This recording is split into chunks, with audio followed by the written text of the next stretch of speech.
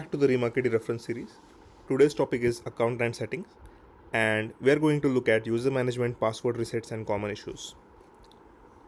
So, although not flashy like automations and reports, accounts and settings is still important because this is where a big chunk of recurring support tickets can actually get resolved. These tickets include password resets, verification codes, SMS delivery options, and opt-in email issues. So, we are going to look at it one by one. The first thing is where actually you find account settings in remarketing. So if you scroll down to settings and go to account, here is where you'll find the account settings. Now, simplest of ticket can include adding a new user. This is something clients can do at their end as well. However, if they ask for support, we can guide them that under user management, you can click on invite new user and add a new user with appropriate role. The second ticket is asking for password reset. Now, if you correlate with VWO, you might think that the password reset option might be available here, but that's not the case. For reset password, you need to go to actually SuperAdmin, and in SuperAdmin, you have to go to the support tools and scroll down. Here you can generate a link. So to show you a demo, let's say we have an email, say test@gmail.com, and for now we can give any store ID and we generate a link.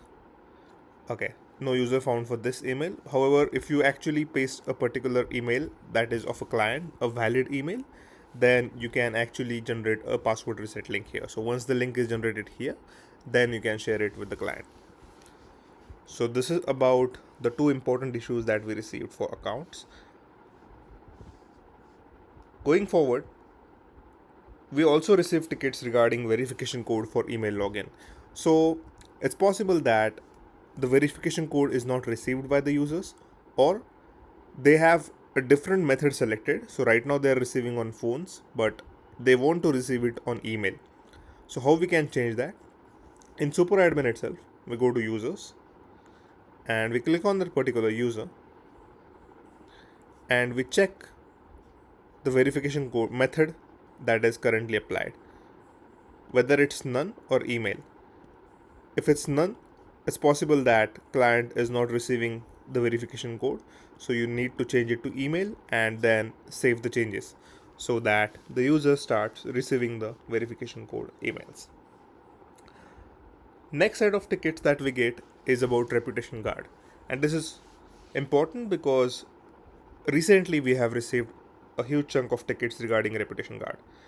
One interesting ticket that we received was the client reported that the first SMS campaign was delivered, but the next two SMS campaigns didn't go out. And this seemed like a bug, however, that was not the case. Let's first look at where we find this reputation guard. So in the Remarkety dashboard, when you click on SMS, you need to go to reputation guard. Now, here you can see all the things, such as the SMS credit balance, how many SMS messages are left, and regarding the reputation guard information.